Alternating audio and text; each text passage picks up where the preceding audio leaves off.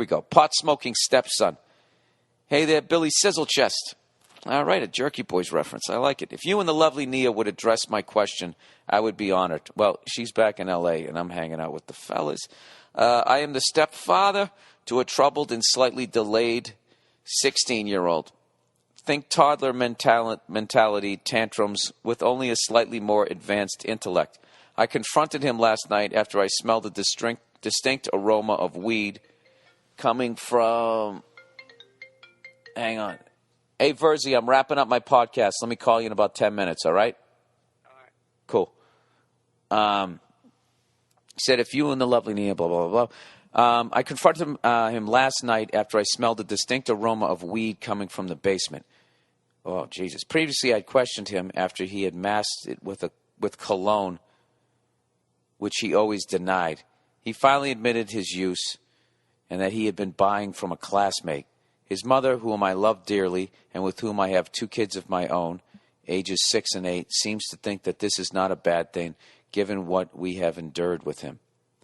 I won't go into all the details, but the cops have been to our house 3 times in the last 6 months for his violent behavior, breaking shit in our house and threatening suicide. Oh, my God.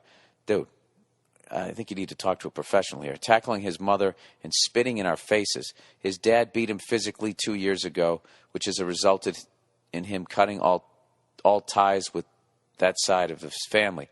She objects to the prescribed medication and thinks that weed could be the answer to mellow out his ADHD or Asperger's.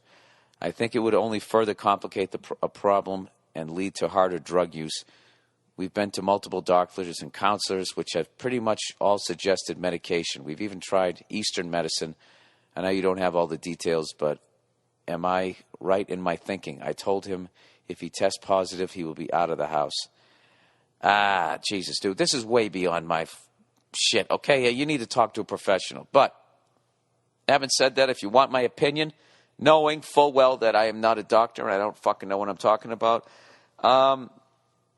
I think this kid needs some understanding rather than threats at this point. Granted, I know he's attacked you physically and spit in your face and all that type of shit.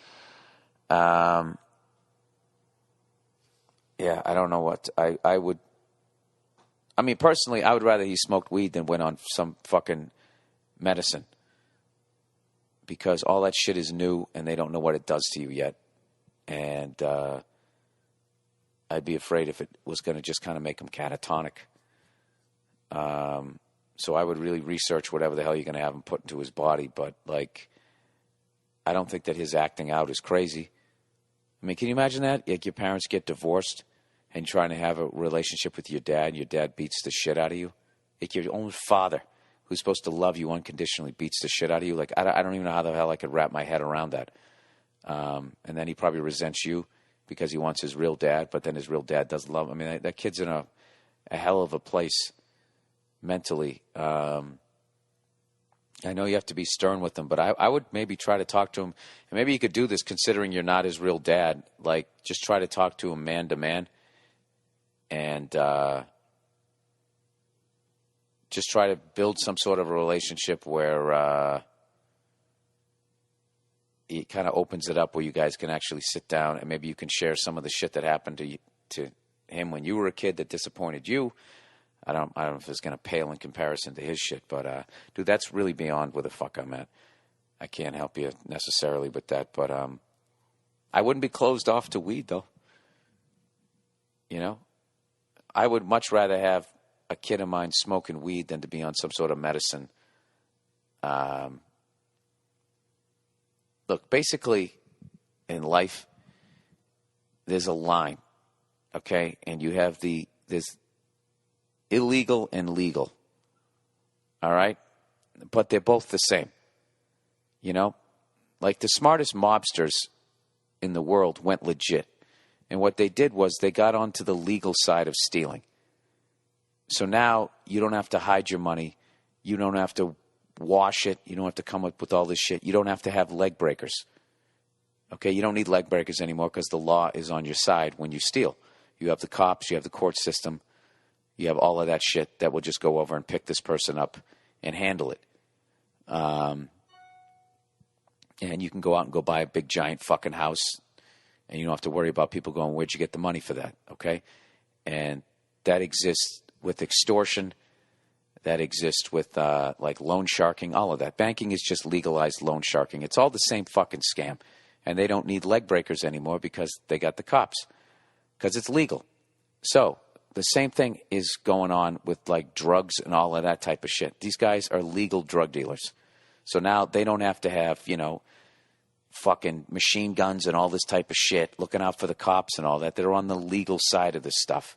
And that shit is, you know, like I mentioned before, in the FDA, you have people on that board that used to work for these fucking drug companies.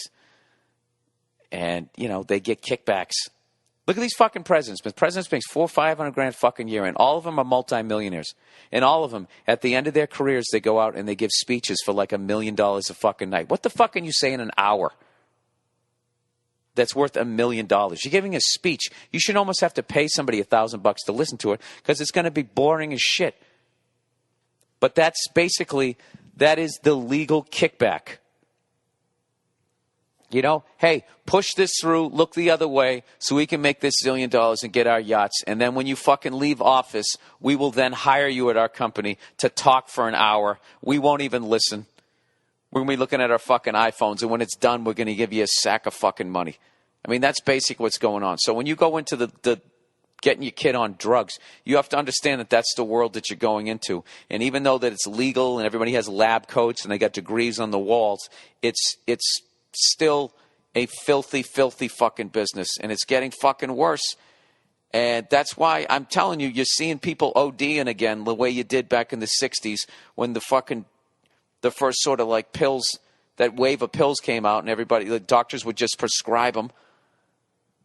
Oh, you got a nervous condition, and then they didn't know not to take them with alcohol. That's like all these fucking people who are ODing out there, like 10 years ago, like wouldn't have OD'd in that way because all of a sudden there's these new fucking drugs. And they're all coming through, and they're all getting pushed through because there's a bunch of fucking money at stake, okay? Now, I know I'm a moron, but that's basically what's going on. So I would... and then I feel on the other side where weed is becoming legal, it's becoming safer with like if you want your kid to smoke weed, like I would get him like I get him a vaporizer.